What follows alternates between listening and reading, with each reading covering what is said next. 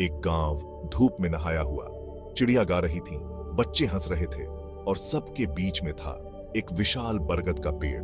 उसकी जड़ें जमीन में बहुत गहरी थीं, उसकी डालियां जैसे आसमान को छू रही थीं। ये कोई आम पेड़ नहीं था, ये था बहुत पुराना, बहुत बुद्धिमान और पवित्र। गांव वाले उसकी शक्ति को महसूस करते थे। वो लोग उस पेड़ के पास आते थे शांति के लिए, जवाब के लिए, उम्मीद के लिए। बरगद का पेड़ सबको सुकून देता था। उसने कई पीढ़ियां देखी थीं। उसकी बुद्धिमत्ता समय से परे थी। अर्जुन एक छोटा सा लड़का था। वो हमेशा सवालों से भरा रहता था। वो दुनिया को हैरानी से देखता था। वो अक्सर बरगद के पेड़ के नीचे बैठा करता था। ये पेड़ उसके बेचैन मन को शांत करता था। एक दिन उसने अपने दादाजी से पूछा, दादाजी, ये पेड़ इतना खास क्यों है? दादाजी मुस्कुराए। उन्होंने कहा, अर्जुन, ये पेड़ तो सदियों की बुद्धिमत्ता समेटे हुए हैं। इसकी पत्तियों में हवा की आवाज सुनो, हो सकता है ये तुमसे बात करे। अर्जुन की जिज्ञासा और भी आज गई। उसने पेड़ से एक अपनापन महसूस किया।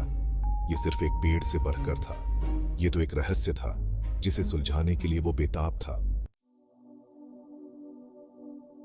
माया गांव की सबसे बुजुर्ग महिला थी। वो अपनी बुद्धिमत्ता और दयालुता के लिए जानी जाती थी। उन्होंने बरगद के पेड़ के नीचे ध्यान में अनगिनत घंटे बिताए थे। अर्जुन उनके पास खींचा चला गया।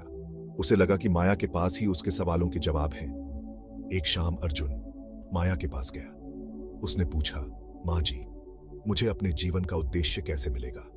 माया ने प्यार से मुस्कुराते हुए कहा कि अर्जुन, अपने अंदर झांक कर देखो, बरगद के पेड़ के नीचे ध्यान करो, यह तुम्हें रास्ता दिखाएगा। अर्जुन ने उनके शब्दों को अपने दिल में उतार लिया। उसे पता था कि उसे क्या करना है। बरगद का पेड़ उसका इंतजार कर रहा था। उसकी यात्रा शुरू होने वाली थी। अर्जुन ने ध्यान करना शुरू कर दिया। वो बरगद के पेड़ के नीचे बैठा। उसने अपनी आंखें बंद कर ली। उसने अपनी सांसों पर ध्यान केंद्रित किया। दिन रात में बदलते गए, रातें फिर दिन में, लेकिन वो डटा रहा। उसे लगा कि कोई उपस्थिति और भी शक्तिशाली होती जा रही है। बरगद का पेड़ जीवित था। वो उसकी ऊर्जा को, उसकी बुद्धिमत्ता को महसूस कर सकता था। उसका दिल बेसब्री से धड़क रहा था। कुछ असाधारण होने वाला था।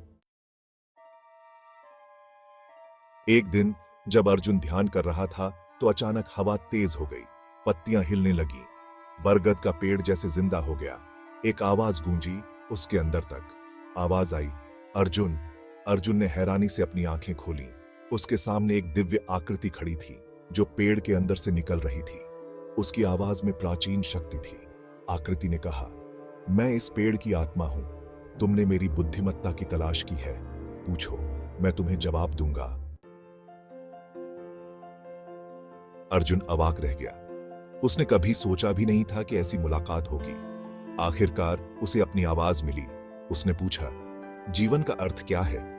आत्मा मुस्कुराई। उसने कहा, अर्जुन, जीवन एक यात्रा है। हर पल को जी भर के जियो। छोटी छोटी चीजों में खुशी ढूंढो। दयालु बनो। सबके साथ एकता का भाव रखो। यही जीवन का असली उद्देश्य है। आत्मा के शब्द अर्जुन के दिल में उतर गए। उसे शांति का अनुभव हुआ, समझ का अनुभव हुआ। जिन जवाबों को वो ढूंढ रहा था वो तो हमेशा से उसके अंदर ही थे। आत्मा गायब हो गई। अर्जुन एक बार फिर अकेला था, लेकिन वो हमेशा के लिए बदल चुका था। वो आत्मा के शब्दों को अपने दिल में लिए हुए था। वो बरगद के पेड़ के नीचे ध्यान करता रहा, लेकिन अब वो दुनिया को नजरिए से देखता था। वो सब चीजों के इंटरकनेक्टेडनेस को समझता था। उसने जीवन को नए जोश से अपनाया। उसने अपनी बुद्धिमत्ता को गांव वालों के साथ बांटा। उन्होंने भी इस बदलाव को महसूस किया। गांव शांति और सद्भाव का प्रतीक बन गया।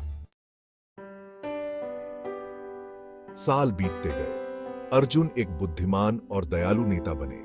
उन्होंने अपने लोगों का प्यार और समझ के साथ मार्गदर्शन किया। बरगद का पेड़ उनकी एकता और ईश्वर से उनके जुड़ाव का प्रतीक बना रहा। अर्जुन आत्मा से अपनी मुलाकात को कभी नहीं भूला। ये एक याद दिलाता था कि ज्ञान हमारे अंदर ही होता है और हम सब किसी ऐसी चीज का हिस्सा है जो हमसे कहीं बड़ी है। बरगद का पेड़ मजबूती से खड़ा था। उसकी पत्तियां हवा में रहस्य फुसफुसा रही थी। उसकी आत्मा जिंदा थी अर्जुन में। और उन सबके दिलों में जो उसकी बुद्धिमत्ता की तलाश में आते थे।